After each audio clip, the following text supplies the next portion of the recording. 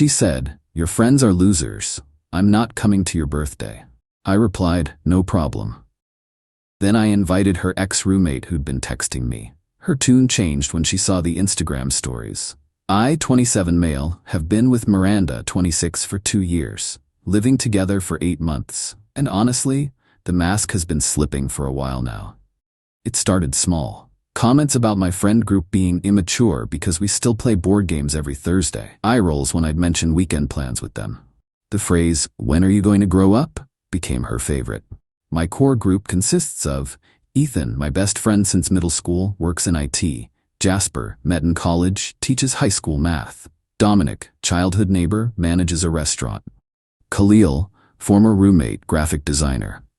Not exactly losers, but to Miranda, anyone who doesn't work in finance or law like her colleagues is beneath her.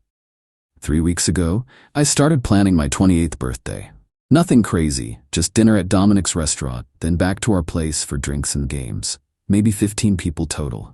When I told Miranda, she scoffed. "Really? Board games? For your 28th birthday?" "Yeah, why not? It's what I enjoy." "It's just childish. What are you, 12? It's my birthday, Miranda. I want to spend it with my friends doing what we love." She rolled her eyes. "Your friends are a bunch of man-children who refuse to grow up. Ethan still lives with roommates. Jasper drives a 2008 Honda. They're losers, and spending your birthday playing Dungeons and Dragons or whatever is pathetic." That stung. But what came next was worse. "I'm not coming," she announced. "I have a work event that night anyway, but even if I didn't, I wouldn't waste my evening watching grown men play with dice." "You have a work event on my birthday? That you're just telling me about now?" "It's networking. Something you'd understand if you had real ambition instead of wasting time with those losers." I stared at her. 2 years.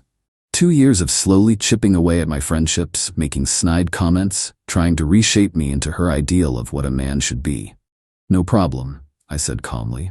"Enjoy your networking." She seemed surprised by my lack of argument, but shrugged it off. Here's the thing though. About a month ago, her former roommate Zara started texting me. Nothing inappropriate at first, just, "Hey, how's the apartment?" And, "Is Miranda still leaving dishes in the sink for days?" Turns out, Miranda had been a nightmare roommate. Zara had stories, so many stories. And over the past few weeks, as Miranda's mask slipped further, Zara and I had been texting more. Still nothing inappropriate, but definitely friendly, maybe a little flirty. So when Miranda declared she wouldn't come to my birthday, I made a decision. Update 1, I texted Zara, "Hey, having a birthday dinner Saturday. Miranda's not coming, has some work thing. Want to join? Fair warning, we're all losers who play board games." She replied immediately, "LMAO, she's still on that? I'm 100% in. Can't wait to meet these legendary losers." The birthday arrived. Miranda left at 5 p.m. in her power suit, pecking my cheek like she was doing me a favor. "Try not to stay up too late playing your little games." Dinner at Dominic's restaurant was perfect. He'd reserved the private room, made all my favorites. My friends were there, plus a few others, and Zara. She fit in immediately, laughing at Jasper's terrible puns, discussing design with Khalil, even jumping into our running inside jokes like she'd always been there. Wore this casual sundress, nothing fancy, but she looked happy. Genuine, everything Miranda hadn't been in months. Ethan pulled me aside. "Dude, isn't that Miranda's old roommate?" "Yep." "And Miranda's not here?" "Work event." He grinned. "Sure, work event." We moved to my place for games and drinks. Zara destroyed us at Codenames, partnered with me for Wavelength, and when we broke out Telestrations, her drawings had everyone crying with laughter. Around 11 p.m., people started posting Instagram stories. Just normal stuff. The cake Dominic had made, group shots, videos of us dying laughing at Pictionary fails. Zara posted a selfie with me, Nias, both of us holding drinks. Caption, "Birthday boy knows how to throw a party." My phone started buzzing. Miranda. Who the f is that girl? Why is she at our apartment? Is that Zara? Call me now. I ignored them all. We played until 2 a.m. When everyone left, Zara hugged me goodbye. "This was the most fun I've had in months. Your friends are amazing." "But they're losers," I joked. She rolled her eyes. "Miranda's an idiot. Happy birthday." She kissed my cheek and left. I was cleaning up when Miranda stormed in at 2:30 a.m. Makeup smeared, obviously drunk. What the hell was Zara doing here? I invited her to my birthday. You know, the one you couldn't attend? You invited my ex-roommate to spite me? I invited a friend who actually wanted to celebrate with me. How was your work event? She stumbled. That's not the point. You deliberately what? Had a birthday party? Made sure someone showed up since my girlfriend thought I was too pathetic to celebrate with? You're trying to get back at me. No, Miranda. I'm just living my life, with my loser friends, who, by the way, all showed up, unlike you. She started crying, angry tears. This is about that stupid comment, isn't it? I was just being honest. Your friends are losers. Then why do you care if another loser joined us? She threw her purse at the wall and stomped to the bedroom. Locked the door. Cool, couch it is. Update 2. The next morning, Miranda emerged looking haggard. Started immediately with the guilt trips. I can't believe you humiliated me like that. Humiliated you? You weren't even there. Everyone saw the stories, my coworkers, my friends, everyone. They all saw you partying with Zara. So, we're friends. Friends? She hated me when we lived together. Wonder why, I muttered. What? Nothing. Look, you made it clear my friends are losers and my interests are childish. You skipped my birthday. I'm allowed to invite whoever I want to my own party. She switched tactics. Baby, I'm sorry about what I said. I didn't mean it. I was stressed about work and you've been saying it for months, Miranda. This wasn't a one-time thing. I'm trying to help you grow. Those guys are holding you back. From what? Being miserable at networking events? Pretending to care about your coworkers' golf scores? She glared. From having a real future. But fine. Invite my backstabbing ex-roommate. See if I care. She grabbed her yoga mat and stormed out. 20 minutes later, my phone exploded. Her Instagram story. A photo of her at brunch with her real friends. All posed, filtered, fake smiles. Caption, surround yourself with people who elevate you, not drag you down. Some of us have standards. Petty. But whatever. Then Zara texted, LMFAO, did you see what she posted? Girl is pressed. Yeah, she's big mad.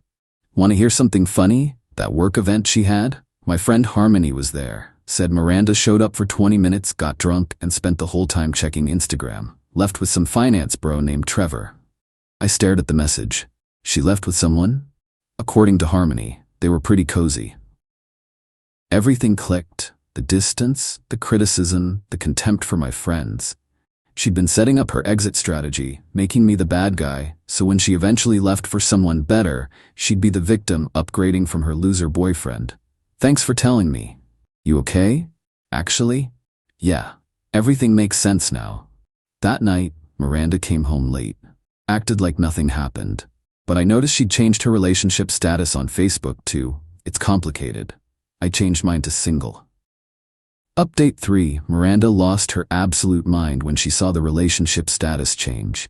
What the hell is this? She shoved her phone in my face. Accurate. We didn't break up. We did the moment you called my friends losers and skipped my birthday to flirt with Trevor. Her face went pale. I don't know what your... Harmony was at your work event. Saw you leave with him. The tears started immediately. It wasn't like that. We just shared an Uber. To where? Silence. That's what I thought. We're done, Miranda. You can stay until you find a place, but we're over. She exploded. You're seriously breaking up with me over one comment about your stupid friends? No, I'm breaking up with you because you're a snob who's been emotionally cheating while trying to make me feel worthless. Emotionally cheating? You invited my ex-roommate to our apartment, to a party, with 15 other people after you declined to come. She grabbed her phone, furious typing. 5 minutes later, she showed me her screen. A Venmo request to me for $1,847. What the hell is this? My half of everything I've paid since we moved in. Utilities, groceries, the couch, the TV stand. If you're kicking me out, you're buying me out. Miranda, we split everything equally. You don't get a refund on living expenses because we broke up. Then I'm not leaving. Fine. But I'm living my life, and that includes having my friends over whenever I want. She smirked. We'll see about that. The next 3 days were psychological warfare. She'd blast meditation music at 3 a.m. for her anxiety. She'd cook elaborate meals using all my groceries, then leave the dishes. She'd have loud phone conversations about how some people just can't handle successful women, and it's so hard dating down. But the real escalation came Thursday. Board game night. She texted me at work, having some friends over tonight. Hope that's okay. I knew it was a trap, but I didn't care. Cool, my friends will be here at 7 for game night. Perf, mine too. I arrived home at 6:30 to find Miranda had rearranged the entire living room. Our gaming table was pushed against the wall. She'd set up a wine tasting station. What's this? Oh, I'm hosting a wine and philosophy discussion. Very intellectual, you understand. 7 of her most pretentious friends arrived right at 7. The kind who unironically discuss Proust at parties and judge you for drinking beer. Then my friends showed up. The tension was immediate. Her friends monopolized the living room, speaking loudly about pedestrian entertainment and the death of sophisticated socializing. Ethan looked at me. I shrugged. Bedroom? We moved our game to my room. Could still hear Miranda's crowd laughing artificially, making snide comments loud enough for us to hear. Some people never evolve past college. It's actually sad, the arrested development. My ex used to play video games, thank God I upgraded. Then Zara showed up. I'd invited her to game night, forgot to warn her about the situation. She surveyed the scene, walked straight past Miranda's group and joined us. This reminds me of when she'd host networking sessions at 2 a.m. during finals week. Miranda appeared in the doorway. Zara, how unexpected. Hey Miranda, still pretentious I see. Still bitter about being a failed artist I see. Zara laughed. I make 6 figures doing what I love. You make PowerPoints for people who barely remember your name. The room went quiet. Miranda's face turned red. Get out of my apartment. It's my apartment, I said calmly, and she's my guest. Then I'm calling the cops. She's harassing me.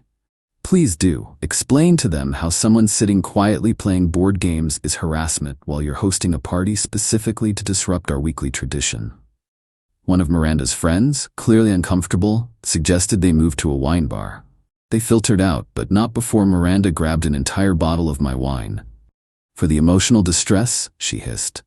After they left, Dominic shook his head. Bro, she's lost it. 2 more weeks, I said. She'll find a place by then. Zara stayed after everyone left. We didn't do anything, just talked until 3 a.m. about books, travel, the absurdity of Miranda's wine and philosophy club. You know she's going to escalate, right? Zara warned. Let her. Update 4. Miranda went nuclear the next day. First, she called my mom, told her I was having an affair with her ex-roommate, that I'd become cruel and vindictive, that she was concerned about my mental health. Mom called me, confused. Miranda says you're having a breakdown? No, Mom. I broke up with her and she's mad. Oh, thank God. I never liked her anyway. Too much makeup. Then Miranda tried my employer. Sent an email to HR claiming I was creating a hostile living environment and it was affecting her ability to work from home. HR forwarded it to me with a note. This seems like a personal matter, but we wanted you to be aware. My manager pulled me aside. Everything okay? Ex-girlfriend won't move out. It's getting weird. Been there. Take a personal day if you need it. But Saturday was when she really lost it. I was at the farmer's market with Zara. Not a date, just coffee and browsing. Miranda's friend spotted us and immediately reported back. My phone exploded, not texts. She started calling my friends. Ethan, dude, Miranda just called me crying saying you're abusing her. Jasper, your ex just offered me $500 to convince you to take her back. Dominic, Miranda's at my restaurant demanding I ban you so she can eat here in peace. She DM'd my girlfriend saying you're cheating. Joke's on her, we broke up last month. Then the social media campaign started. Not directly naming me, but obvious enough, when you realize he was never good enough for you anyway. Upgrading from boys who play with toys to men with real jobs. Some people peak in high school and it shows. Each post tagged with locations I'd been to that week. The gym, my favorite coffee shop, even the farmer's market. Her friends piled on with comments. You deserve so much better. His loss, babe. Level up queen. Then she made the crucial mistake. She posted a photo of my apartment that she wasn't on the lease for. Caption, going to miss this view but excited for my next chapter. Anyone know good realtors? Implying she was choosing to leave. Making it seem mutual. I commented, lease is in my name only. You were asked to leave 2 weeks ago after cheating. Please be out by Friday as requested. She deleted it, but not before dozens of people saw it. Screenshots started circulating. Zara sent me one with laughing emojis. She's scrambling. Miranda came home that night in a rage. How dare you? How dare I what? Tell the truth.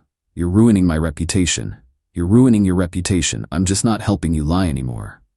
She threw a glass at the wall. It shattered. That's coming out of your security deposit, I said calmly. I didn't pay a security deposit. This isn't even my apartment. Exactly. She realized what she just admitted and screamed. Actually screamed, then locked herself in the bathroom for 2 hours, posting increasingly unhinged stories about toxic masculinity and narcissistic abuse. Update 5 Sunday morning. 1 week until she had to be out. Woke up to find Miranda in the kitchen with Trevor, the finance bro from her work event. Morning, she said sweetly. Trevor stayed over. Hope that's cool. Trevor looked uncomfortable. Hey man, sorry about this. You know she's moving out Friday, right? His eyes widened. You said you owned this place, he told Miranda. We own it together, she lied smoothly. I pulled up the lease on my phone, showed him. Nope. Just me. She's been asked to leave. Trevor looked between us. Miranda, what the hell? He's lying. Baby, don't listen to him. The lease is right there. She started crying. You're really gonna believe him over me? Trevor grabbed his jacket. I'm not doing this. You said you were single, living alone, had your life together. This is insane. He left. Miranda turned on me. You ruined everything. You ruined everything when you brought him to my apartment. She picked up the coffee maker. I bought this. Cool. Take it. She seemed surprised I didn't fight. Started grabbing random items. This too. And this. If you paid for it, take it. She grabbed the bathroom mat, the dish soap, even tried to take light bulbs she claimed to have bought. You're pathetic, she spat. I'm single, and happy about it. Monday she escalated further. Changed the Netflix password her account. Removed me from her Spotify, fair. Then tried to get me banned from the gym we both went to by claiming I was stalking her. The gym manager, who I've known for 3 years, called me. Hey, your ex is here saying you're following her around? I haven't been there since Thursday. That's what our key card system shows. I'm asking her to find a different gym. She was banned instead. Beautiful. Tuesday she brought her mom over. This woman was exactly like Miranda, but worse. You're a loser, her mom announced. My daughter deserves better than some man-child who plays games. Then she should be thrilled to leave Friday. She's not going anywhere until you compensate her for emotional damages. Emotional damages? You cheated with that tramp roommate. Zara, who'd been bringing me coffee, chose that moment to walk in. Hi, Mrs. Bennett. Still wearing those MLM leggings that gave everyone a rash? Miranda's mom turned purple. You little? Careful, Zara said cheerfully. Defamation is a crime. Ask your daughter about the cease and desist her last ex sent. They left shortly after, but not before Miranda's mom proclaimed, I'd die alone with my loser friends. Beats dying surrounded by people who secretly hate me. I called after her. Wednesday, desperation set in. Miranda actually tried to seduce me. Came out in lingerie I'd bought her for Valentine's Day. Remember this? Yep. Looks better on you than on my bedroom floor where you left it for a week. We could work this out. I could forgive you for Zara. There's nothing to forgive. We're not together. We're so good together. Were we? When? When you called my friends losers? When you skipped my birthday? When you brought Trevor here? She started crying. Real tears this time. I don't have anywhere to go. You have 6 figures in savings, Miranda. You showed me the statements last month while bragging about it. But I don't want to waste money on a hotel. Not my problem anymore. Thursday night, the extinction burst. Wait, no, scratch that term. Thursday night, she completely melted down. I came home to find she'd invited about 20 people over for a goodbye party. My apartment was packed with strangers. What is this? Closure party, she announced, clearly drunk. Since you're evicting me, I'm saying goodbye properly. I surveyed the damage. Red wine on my carpet, someone smoking on my balcony, lease violation, music blasting, noise violation. I texted my landlord who lived in the building. He was up in 5 minutes. Everyone out, now, or I'm calling the police. Miranda tried to argue. I live here. No, you don't. You're a guest who's overstayed. Out. The party scattered. The landlord looked at me. She's gone tomorrow? First thing. Good. Clean the carpet and we'll forget this happened. Miranda slumped on the couch, mascara streaming. You've ruined my life. No, you ruined your own life by being a snob who thought she could do better. Turns out people don't like mean girls after college. Final update Friday. Moving day. Miranda had promised to be out by noon. At 11:45 she was still packing, moving at a snail's pace. I need more time. Uber XL is outside. Load up or leave it behind. She tried to take the TV. I paid half. Receipts in my email. I paid fully. Nice try. She tried to take my cast iron skillet.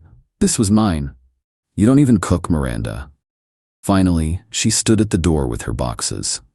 You're going to regret this. When you're 40, still playing your stupid games with your loser friends, you'll think about what you lost. What I lost was 180 pounds of dead weight who convinced me I wasn't good enough. I'll take the games and friends, thanks. She tried for one last manipulation. Zara's just using you to get back at me. Zara's been nothing but kind, unlike you. We were together for 2 years, and you spent the last 6 months making me feel worthless. Time doesn't equal quality.